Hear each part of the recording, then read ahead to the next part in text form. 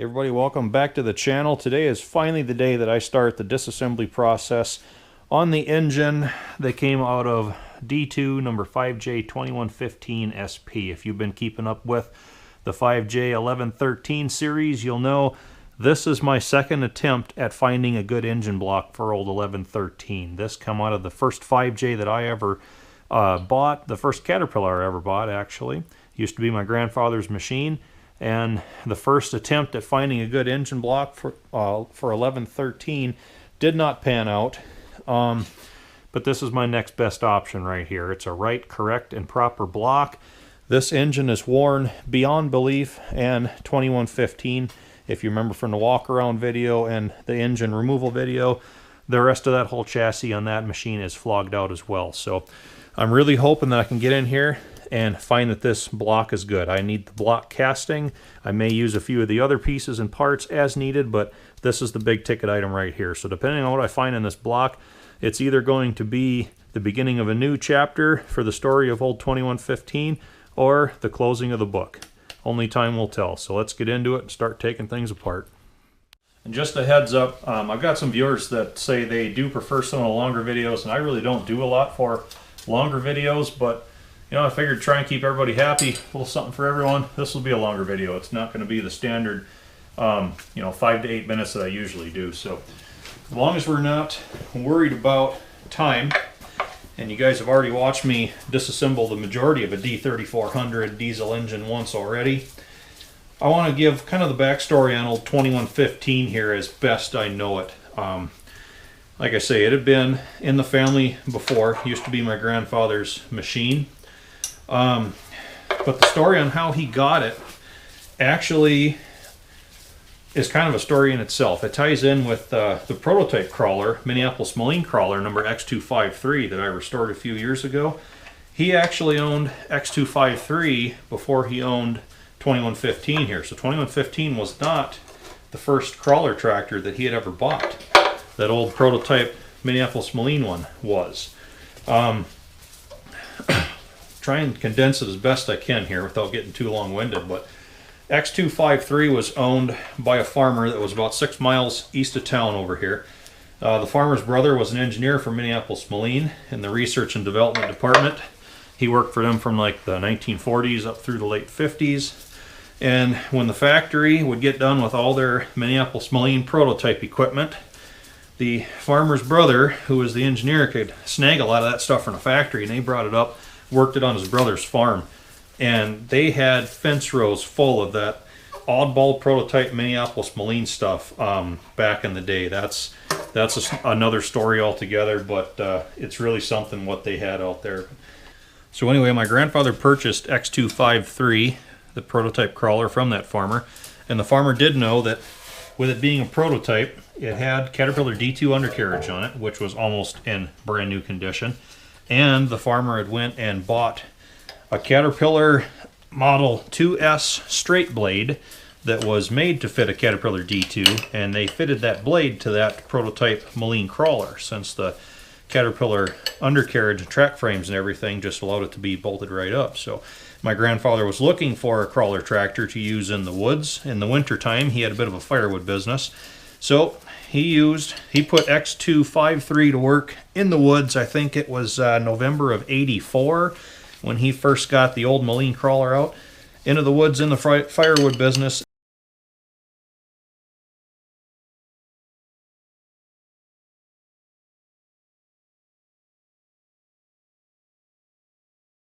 And at that time, nobody around here was collecting or restoring tractors.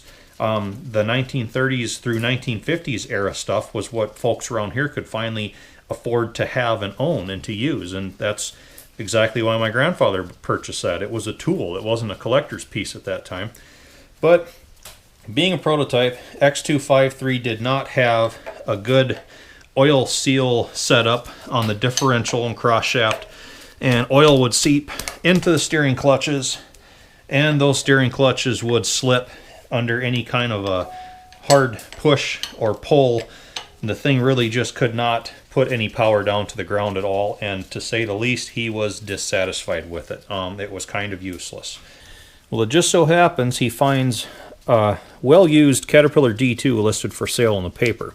He goes and looks at it, buys it. He learns that it spent most of its life in North Dakota as a drawbar tractor. It did not have a blade on it, but it had put in a lot of hours in the fields pulling implements.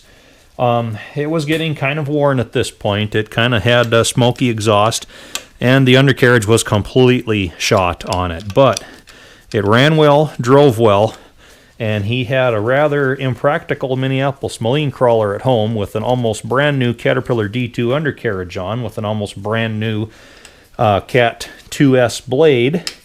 And he thought, you know, if I buy this D2 that has this completely worn out undercarriage, I can take that worn undercarriage off the D2, take that new undercarriage off the Minneapolis Moline, also swap the blade around, and potentially have me a pretty good woods machine. And that's exactly what he did. The well-used D2 that he went to look at was old 2115 right here. So that's how this came to be in my grandfather's possession. So he went and swapped the undercarriage off of the prototype Moline onto 2115 here, and changed the blade over as well. And I actually have a picture from when he was moving the house in that him and my grandmother lived in for years and years, because he was also a house mover. Did some of that kind of work on the side. I believe I touched on that in the walk around video for 2115 here. But in one of the pictures of him moving that house in, you can see old X253 kind of sitting in the foreground with tracks removed, just sitting right on the ground on blocks. And he had 2115 here out actually helping to tug the house around the yard to get it positioned on the new foundation that he had made for it.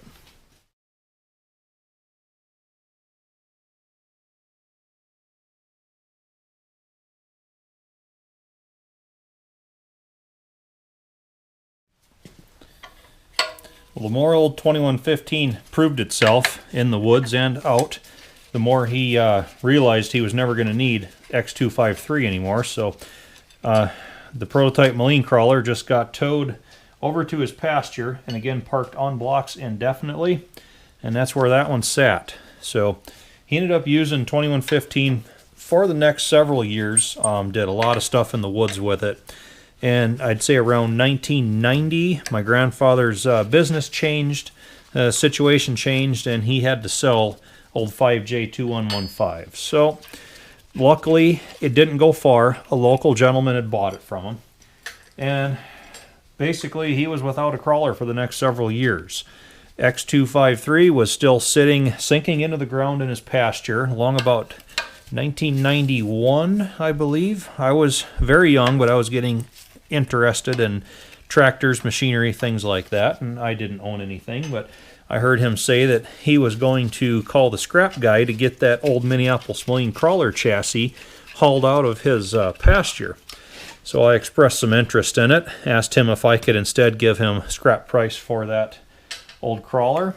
He said sure, and I'm kind of surprised he did, because I was just a kid, had no money, but I worked tirelessly mowing grass, doing chores around the house, getting an allowance. It was usually $5 a week, but I saved up $150, which was enough to buy X253 from my grandfather.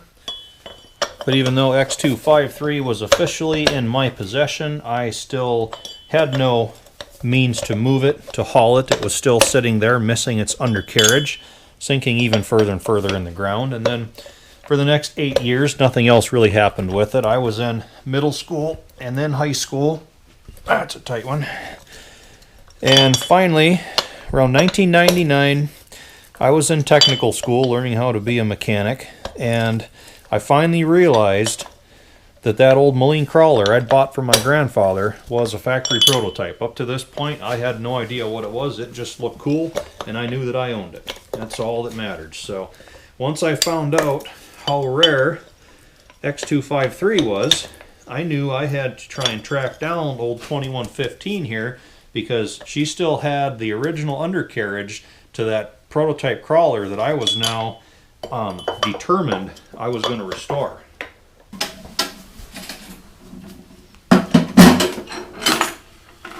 So, miraculously, I was able to find the gentleman that had bought 2115 here from my grandfather almost 10 years prior. And not only did he still have it, he was actually thinking about selling it anyway. He wanted to get a bit newer machine, like maybe something a small John Deere, something like that. He had blown the pony motor up on 2115 here, so he was having to pull start it and was kind of getting disgusted with it, but still had the Moline's original, almost brand new undercarriage, still had that 2S straight blade on it. And he says, you know, I'm a collector car guy, which he was. He restores vintage cars. And I told him what I was going to do. And he says, you know, being a collector myself, I realize what you're trying to do. You're trying to get this machine back to original, so I'll give you a deal. You pay me what I paid your grandfather for this D2, and you can have it. Well, my grandfather did rather well when he sold this D2 to that guy. He sold it for $4,000. So I went to the bank. I got a loan because I'm just, you know, I'm still in tech school paying tuition, all this other stuff. I didn't have $4,000, but I got a loan, and I was able to buy 2115 back from that guy. So it took me almost 2 years to pay off that bank note, but I not only had 2115, but I also had that original undercarriage to X253. So finally, that restoration could begin.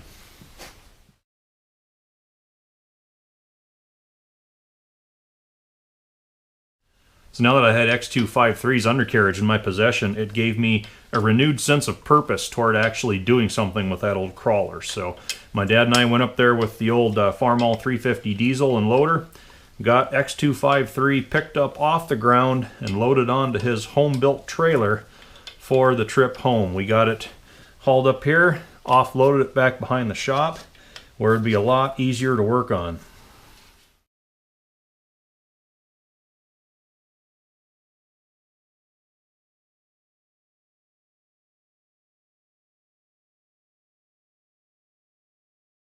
So you'd think that by this point, with everything here to start putting X253 back together, that's what I would have been doing, but turns out not. In the time that it took me to get X253 loaded and hauled home, I had had a few opportunities to drive this D2 around a bit, and it was kind of starting to grow on me. When I had initially purchased 2115, it was only to get that original undercarriage back for X253, but I had used it to doze out a couple stumps and clean up a couple old brush piles, and I was starting to think, you know, these old Caterpillars can be a little bit fun. So instead of just ripping the undercarriage off of 2115 here right away and disabling it, I decided that instead of having to pull start it like we had been doing because of the blown starting engine, it might be a good opportunity to see what it would take to get that starting engine fixed up and also get the drive pinion mechanism working. So I did take a couple pictures of that. When I first started taking the starting engine off old 2115 here, it was just a total grease ball. I really didn't know what I was getting into even.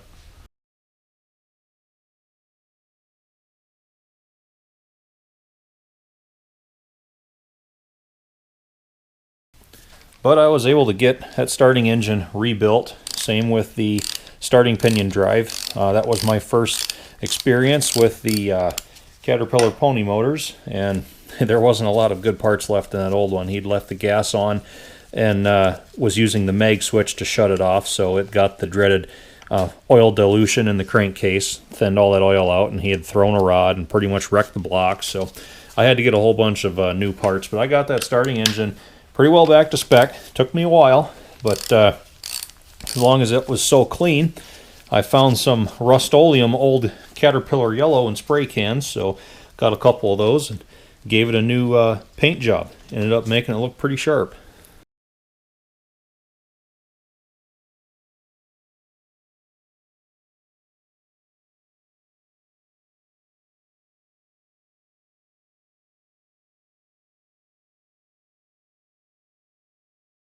It was kind of funny though when it came time to reinstall that newly rebuilt starting engine onto 2115 here. That fresh coat of paint on that thing with its bright yellow, in contrast with what we'll just say was the patina of the rest of the machine here, that starting engine just glowed.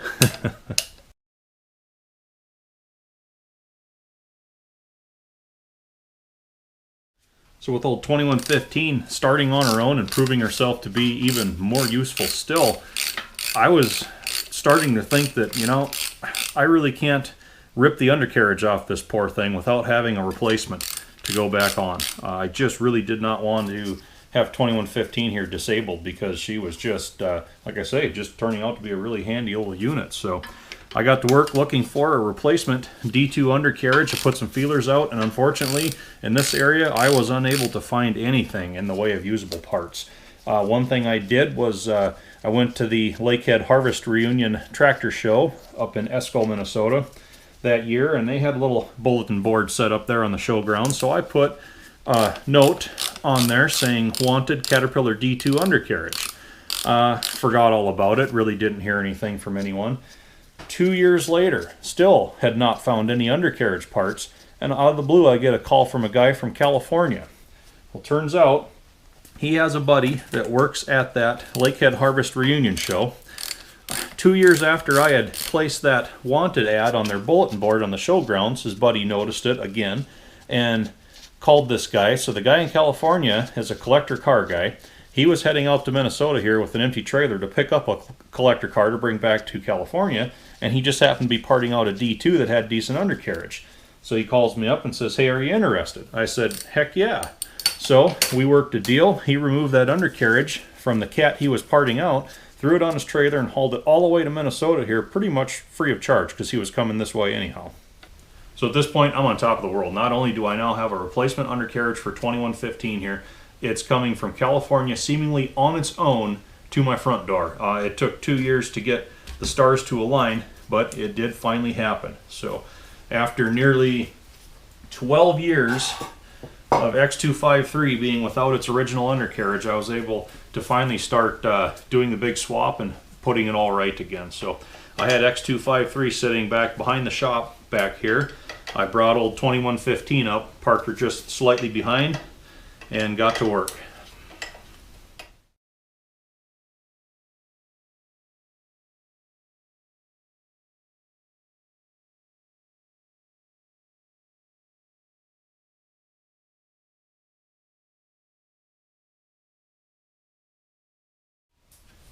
So after owning X253 for a decade up to this point, on November 6th, 2001, I finally had all of its original undercarriage components put back on, and just as the first snow of the season was starting to fall, I was able to fire it up and drive it for the first time.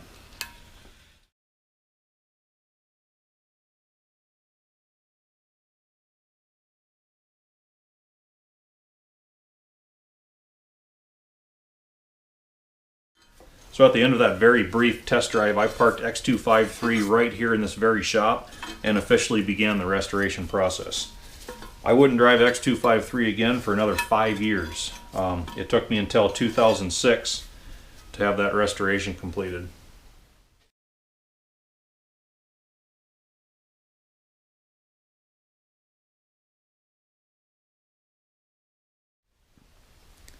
So I think we're at a pretty good point now to wrap this video up. So far, the disassembly of 2115 has went pretty smoothly. In the next video, I'm going to just keep removing some of these periphery items and eventually get down to the long block, pull the cylinder head off, and then we'll see if there's anything left down here to work with. I sure hope so.